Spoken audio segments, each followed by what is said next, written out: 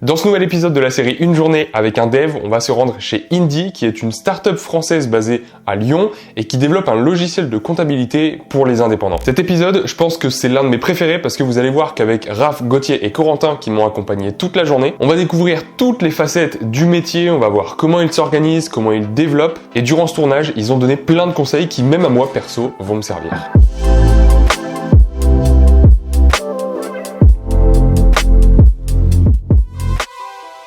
Donc moi je m'appelle Raphaël et tout le monde m'appelle Raph. Je suis développeur depuis bientôt 8 ans et je suis chez Indy depuis 3 ans maintenant et aujourd'hui j'ai un rôle de team lead. Et moi du coup c'est Gauthier. Je suis arrivé chez Indy il y a maintenant un peu plus de 2 ans. À la base j'ai un background d'ingénieur et après j'ai voulu retourner sur Lyon et je suis tombé sur l'opportunité Indy. Je suis Corentin, je suis développeur chez Indy depuis 1 an et demi. Actuellement je suis dans l'équipe Scale-Ops. C'est une équipe qui vise à s'assurer que l'application, elle suit la forte croissance de l'entreprise. Donc moi j'ai rejoint Indy il y a 1 an et demi et la boîte existe depuis 6 ans. Quand j'ai rejoint, on était une 120aine de personnes dans la boîte. Maintenant on est quasiment 200, donc ça croît assez rapidement.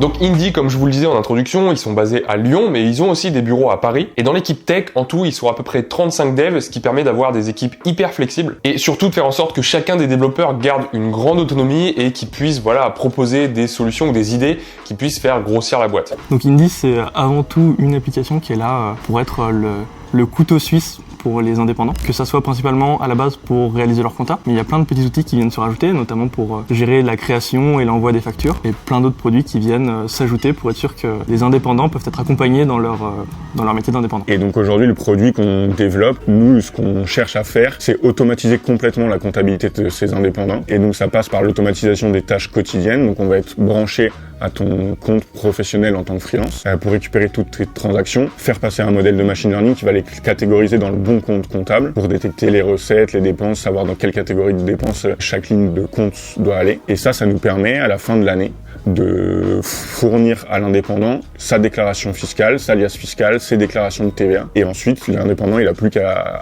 en un clic, l'envoyer à l'administration et c'est bouclé. L'objectif, ça serait qu'Indy, ça soit vraiment présent dans le quotidien de tous les indépendants. Là où des indépendants, la plupart du temps, ils vont se tourner vers un comptable pour éviter de faire la comptabilité. Indy va leur permettre de tout automatiser. On espère être vraiment le leader de la comptabilité des indépendants.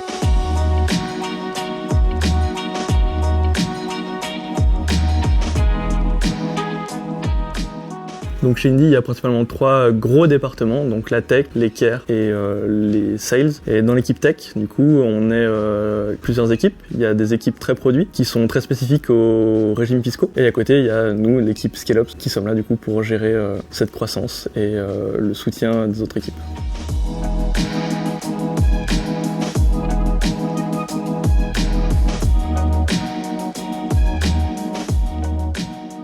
Et actuellement, je suis en train de travailler sur la mise en place du programme ambassadeur, qui est du coup un programme de parrainage. Comment on fonctionne? Donc on a notre PM qui va sélectionner la feature, il va nous faire les specs et il va nous faire aussi une maquette Figma. Et à partir de ça, on a les écrans qu'on doit développer. Globalement, on a l'idée de côté back-end de ce qu'on doit faire et on va coder la feature comme ça.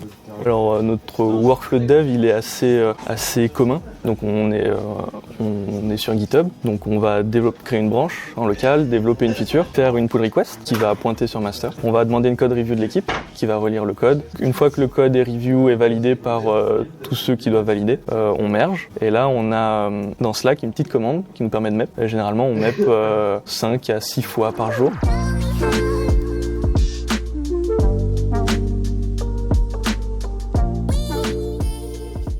Donc généralement quand on a une feature à développer, notre PM du coup va nous détailler les spécifications et il nous fait aussi du coup des écrans sur Figma. Donc ici il va nous faire un enchaînement d'écrans. Pour la feature ambassadeur qu'on est en train de faire, donc on va rajouter un petit encart qui pour l'instant est en cours de design et ensuite tous les détails, par exemple quand on clique sur un bouton ça va nous ouvrir une modale, le client va devoir rentrer des informations, etc. Quand on développe, du coup on se base là-dessus et donc on a un design system après derrière donc qui s'appelle notre UI-Kit dans lequel on vient prendre les composants qui sont du coup c'est les mêmes sur Figma. Donc on n'a pas à réimplémenter la création d'un input. On sait qu'on a du coup un objet input qu'on va placer.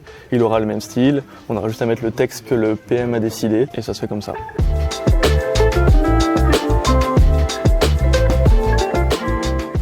Dans l'équipe tech, on a vraiment ce système de code review. On essaie d'avoir une bonne hygiène de review sur le code. C'est-à-dire que quand on va proposer une modification du code source, il est forcément à la fois review par l'équipe, mais aussi par ce qu'on appelle du coup des code owners. Ce qui fait que si on fait une modification, on s'attend à ce que cette équipe vienne approuver la modification avant qu'elle soit intégrée dans le code source et mise en production. Donc là, en gros, je viens de faire ma feature et pour s'assurer que le code est correct, du coup, je demande un code review. Donc je m'attends à ce que l'équipe, elle regarde mon code et elle voit s'il y a des trucs que j'ai mal fait ou des choses qui pourraient être améliorées. Donc du coup, on ouvre une pull request dans GitHub. Donc une pull request, c'est en gros une demande de changement du code actuel. Donc on voit les lignes que j'ai ajoutées, qui peuvent être en verte, et des lignes qui peuvent être supprimées. Bon là j'en ai pas supprimé, mais on les verra en rouge. Quand on vient faire un code review, on va regarder ce diff et regarder si tout est correct. Si c'est bon, on apporte un petit tampon, genre ok, j'ai revu le code, ça m'a l'air bon, tu peux merger.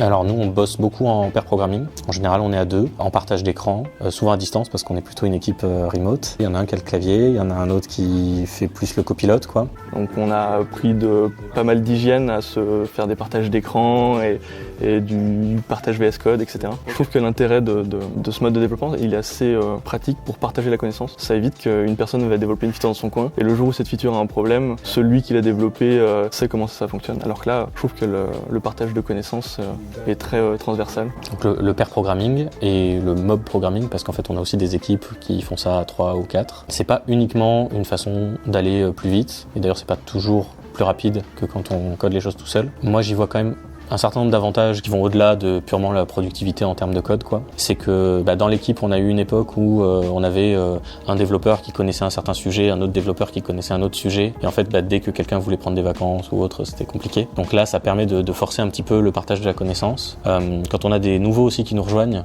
c'est un bon moyen de les embarquer sur nos sujets. Et enfin, il y a un sujet, nous, on est une équipe plus ou moins full remote. Chez Indy, c'est pas le cas de toutes les équipes et le pair programming c'est vraiment hyper précieux je trouve pour le lien que ça permet d'avoir avec les collègues. Donc le mob programming c'est en place dans une équipe à Indy, l'équipe SCI. C'est vraiment toute l'équipe qui travaille autour d'une même pull request, donc une même demande de modification de code. Donc ils se mettent tous autour du clavier, il y en a un qui code et les autres qui réfléchissent. Il y a eu pas mal de retours d'expérience comme quoi l'équipe était plus véloce et elle produisait du code plus rapidement.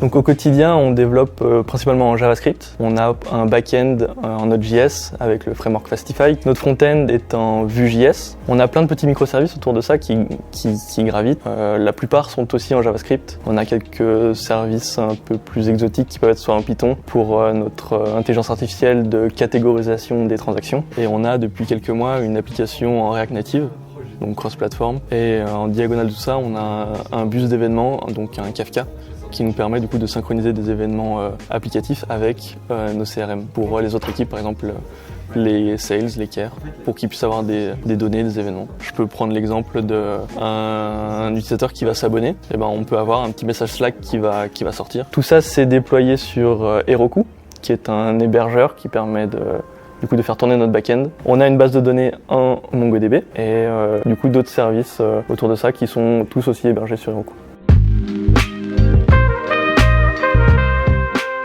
Est-ce que j'ai une journée type? Pas vraiment, mais mon temps il est réparti entre une partie de plus management et humain quoi. Beaucoup de one-one, donc avec chacun des développeurs de l'équipe, où on parle un peu de comment ça se passe, de ce qui se passe bien, ce qui se passe moins bien. Régulièrement aussi on fait des points où on se projette un petit peu sur la carrière du développeur, sur où est-ce qu'il a envie d'aller dans la boîte ou en général d'ailleurs. Et une autre partie de mon temps, c'est à peu près moitié-moitié, où je fais du développement. Donc là on va aller en daily, on fait ça généralement en fin de matinée nous, donc c'est au daily qu'on va expliquer les tâches qu'on a réalisées, où on en est, si on est bloqué, si on a besoin d'aide. Ça dure à peu près 15 minutes, c'est vraiment un point de synchro pour être sûr que tout roule et c'est là qu'on va demander si on a besoin d'un coup de main. Ce que j'aime dans le boulot de PM, en tout cas chez Indy, c'est qu'il n'y a pas vraiment de journée type quoi, mais ce qui est cool c'est qu'on intervient en tant que PM sur un panel de tâches qui est vraiment très large quoi, et donc je vais avoir des journées où je vais être vachement proche de la delivery, des devs, mais je vais avoir aussi des journées où je vais être full focus toute la journée sur des interviews utilisateurs, par exemple, pour être à l'écoute de nos utilisateurs, comprendre le plus finement possible leurs besoins, pour que derrière on puisse faire les priorisations les plus intelligentes possibles pour répondre à leurs besoins et avoir l'app la plus utile et agréable à utiliser possible, quoi. Sinon, au cours de la semaine, on a aussi des guildes qui sont vraiment des moments transverses où des devs vont se réunir pour parler d'un sujet. Par exemple, on a une guilde accessibilité qui permet de cadrer les problèmes d'accessibilité. Et il y a plein d'autres guildes, il y a la guilde front-end et il y en a plein comme ça. Donc là, on va aller à la guilde sécurité, qui est une guilde transverse, une petite réunion, où tous les gens qui ont des appétences pour la cybersécu se réunissent, puis on parle de sujets importants sur l'app, et puis même plus général sur la boîte.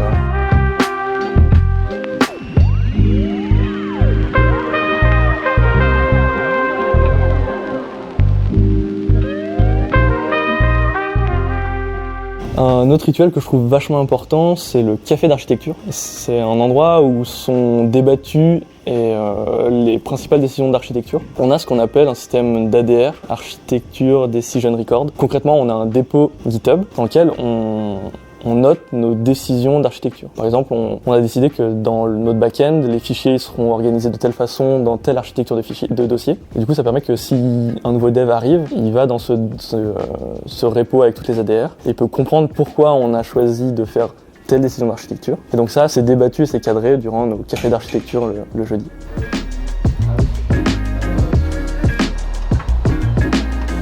Je pense que c'est un truc important dans le métier de développeur, de se tenir au courant des dernières technologies, des derniers frameworks qui sont à la mode. Comme tout bon dev, je pense que chacun individuellement fait un peu de veille dans son coin. Mais on a aussi du coup des meet-up qui sont organisés des fois chez Indy. Les meet-up chez Indy, on en organise régulièrement, notamment en partenariat avec Lyon.js. Et du coup, à chaque fois, on essaie d'avoir un ou deux speakers Indy et puis aussi des speakers extérieurs. Donc les speakers Indy, c'est toujours intéressant de faire une présentation et de prendre du feedback de personnes extérieures sur ce qu'on fait. Ça permet de s'améliorer. Je peux donner un exemple. On a un développeur, donc Nicolas, dans notre équipe, qui a participé au dernier Lyon.js qui est organisé dans nos locaux, où il a présenté le mob programming, qui est une façon de développer vraiment en équipe, tous autour du code. Et donc ça permet de diffuser nos retours d'expérience sur les choses qu'on trouve importantes. Et le fait de voir des présentations de personnes extérieures, ça permet aussi de voir de nouvelles choses, d'en découvrir. Je sais pas si c'est le cas de tout le monde, mais moi par exemple, ça m'a donné envie aussi d'aller voir d'autres meet-up Lyon.js dans d'autres boîtes, où j'ai découvert des choses, où j'ai découvert des gens aussi. Les meet-up, ils sont accessibles à tout le monde. D'ailleurs, ils sont ouverts à l'extérieur. Il y a toujours en général, il y a à peu près moitié-moitié entre des gens d'Indy et des gens de l'extérieur. Après, nous, on a d'autres événements, choses qu'on met en place chez Indy. On a par exemple les goûters du code, où c'est un développeur Indy qui présente quelque chose aux autres développeurs Indy. C'est très très libre, le choix des sujets. Donc, on a eu par exemple une présentation un peu structurée sur la blockchain, où moi, j'avais fait une présentation sur comment j'utilisais un outil de monitoring, de tracing pour analyser certaines choses sur l'application et ce que j'avais pu en retirer. Donc voilà, les sujets sont assez libres, mais on partage pas mal. Et on partage pas mal de choses qui sont aussi appliquées à ce qu'on fait chez Indy.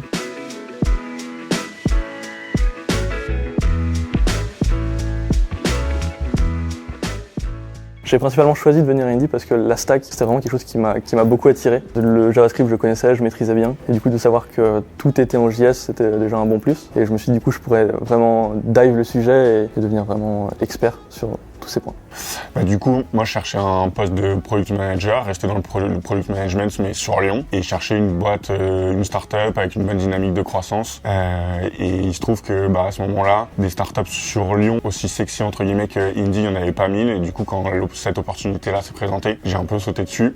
Pour moi, il y a deux aspects un peu différents, quoi. Le premier, c'est le côté intéressant du poste et les challenges qui vont avec. Au moment où j'arrive, la boîte vient de lever une série B assez importante. Et le deuxième aspect, c'est effectivement les valeurs de la boîte qui sont l'ownership, la bienveillance et la transparence. Et c'est quelque chose dans lequel je me retrouve beaucoup. Je pense que c'est vraiment une des core values d'Indy d'avoir cette confiance. Donc on sait qu'on nous fait confiance, on sait qu'on nous rend autonome et qu'on est backé du coup après par nos managers. Ils savent que si on fait des choses, c'est qu'on a de bonnes raisons de les faire. Et donc c'est agréable de savoir qu'ils sont derrière nous et que du coup on nous fait confiance et qu'on n'a pas 14 comités de pilotage avant de cadrer la moindre décision d'archi. Du coup c'est vraiment agréable et je trouve très sain au sein de la boîte, quoi. Donc moi à la base j'ai fait un DUT génie électrique et informatique industrielle. Après j'ai fait une mobilité internationale, j'ai fait un Erasmus en Finlande pour avoir une licence d'informatique. Et après j'ai rejoint l'INSA de Lyon pour pour être maintenant ingénieur en informatique. Et à l'INSA, du coup, j'ai fait mon apprentissage en alternance. J'ai travaillé 3 ans chez EDF. Comme on peut l'imaginer, EDF, c'est une énorme structure ultra verticale avec 40 niveaux de management. Là, j'avais vraiment la sensation d'être un micro-engrenage dans une locomotive à vapeur des années 50. Chez Indie, c'est vraiment à taille humaine et je sens vraiment que j'ai un impact du coup vraiment à mon échelle, quoi. Niveau études, moi j'ai commencé par vouloir faire grande école d'ingénieur avec prépa, maths, le classique. Ça s'est pas très bien passé pour moi, donc finalement j'ai fait l'INSA de Lyon, donc formation d'ingénieur en 5 ans avec la prépa intégrée, et je regrette pas du tout, c'était hyper cool. J'ai aussi commencé à faire un peu de freelance en parallèle. Du coup je suis diplômé en 2017, mais j'ai commencé à bosser en 2015. L'INSA proposait pas d'alternance à l'époque, c'est ce que j'aurais aimé faire, et je me suis fait un peu mon alternance avec du dev freelance à temps partiel pour commencer à travailler en freelance pendant les études. En fait, ma réflexion, ça a été, j'ai besoin de gagner un peu d'argent pour payer mon appart. Je pourrais travailler chez McDo, mais en fait, je sais un peu coder. Alors, j'ai pas appris ça à l'école. J'ai appris ça sur le tas, le site du zéro. J'avais fait plein de petits projets perso, dans tous les sens, des petits sites, des petites applis.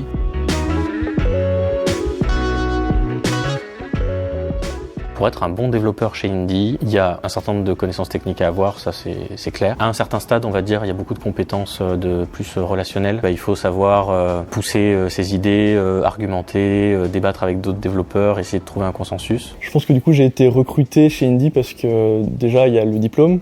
Mais je pense sincèrement que ça fait pas tout. Là où je pense qu'il faut aussi avoir une grande part de curiosité. Développer et devenir développeur, c'est, je pense, à la portée de tout le monde. En une semaine, n'importe qui peut apprendre à faire un site web basique. Mais après, savoir bien coder, je pense que ça demande du temps et un peu d'expérience. De savoir comment architecturer du code, comment le rendre maintenable. Moi, je me suis inscrit sur talent.io. À 9h, mon CV était mis en ligne et à 9h01, il m'avait envoyé un message, quoi. Et du coup, j'ai fait un certain nombre de process dans plusieurs boîtes. Mais vraiment, ce qui m'a plu chez Indie, déjà le contact avec les gens. Et j'ai passé un entretien technique. En sortant de l'entretien, je m'étais dit je sais pas si ça va le faire parce que la moitié des questions je savais pas y répondre. Et en fait, je pense que c'est aussi ça qui a été apprécié, c'est que je sais des choses, je sais qu'il y a plein de choses que je sais pas, j'ai envie de m'améliorer et c'est ça que j'ai mis en avant, quoi. Donc j'ai cherché à rejoindre Indie principalement parce que c'est quelque chose qui tourne, c'est une entreprise qui tourne autour d'un produit. Ce que j'aime beaucoup, c'est les valeurs de l'entreprise. Le procès de recrutement met un point d'honneur à s'assurer que les gens qui rejoignent Indie partagent ces valeurs. Donc c'est des valeurs à la fois de transparence, de bienveillance, la transparence. Je trouve que c'est quelque chose de très important. Et ici, c'est vraiment quelque chose qui est vraiment ancré dans l'ADN d'Indie. Les lundis matins, on a ce qu'on appelle un weekly, où toute l'entreprise se réunit dans un Google Meet. Et chaque département va parler de leur avancée, ce qu'ils ont prévu, ce qu'ils ont fait. Et il y a aussi pas mal de chiffres qui sont donnés, notamment sur à la fois la santé de la boîte, sur la quantité de clients, sur la santé du compte en banque de la boîte. L'ownership, ça va du coup vachement de pair, je trouve, avec la transparence, parce que c'est le fait d'avoir toutes les informations de l'entreprise qui te permet de prendre les bonnes décisions dans ton quotidien. Quand il y a de la friction et qu'on se dit les choses concrètement, tu sais qu'en face, la personne, elle te le dit pour ton bien et le bien de l'entreprise, et du coup ça fait des échanges vachement plus constructifs que s'il y a de la méfiance ou quoi que ce soit. Donc c'est ça qu'on met derrière la bienveillance chez Indie aujourd'hui. Mon plus gros challenge à Indie, je pense, ça a été la mise en place d'un bus de communication Kafka qui permet de synchroniser tous nos outils. Par exemple, on a des outils qui servent aux sales, mais ils ont besoin de savoir des données propres à l'application. Pour donner un exemple, quand un client s'abonne, on aimerait avoir un petit message Slack qui dit on a un nouveau client. Donc ce qu'on fait, c'est que dès que le client s'abonne, on met un petit message sur le bus et on a un microservice qui vient écouter ce message et qui, à chaque fois qu'il y en a un nouveau, met un petit message sur Slack. Donc la mise en place de ce bus a été un peu challengeante parce qu'il a fallu choisir sur quelle technologie on part, si on part sur du Kafka, si on part sur Google PubSub. Donc j'ai participé à cette mise en place environ 6 à 9 mois après que je sois arrivé, et maintenant j'ai été tagué comme étant le référent de ce bus d'événements. Donc dès que quelqu'un a des questions ou des soucis, c'est moi qu'on va pinguer sur Slack. On est encore dans une phase où on grandit vraiment très vite et on cherche à apporter de nouvelles fonctionnalités de manière assez intensive. Donc là, par exemple, sur les derniers mois, on a créé un modèle freemium. Ce qu'on a souhaité faire, c'est mettre une partie des fonctionnalités gratuitement dans les mains de millions d'utilisateurs.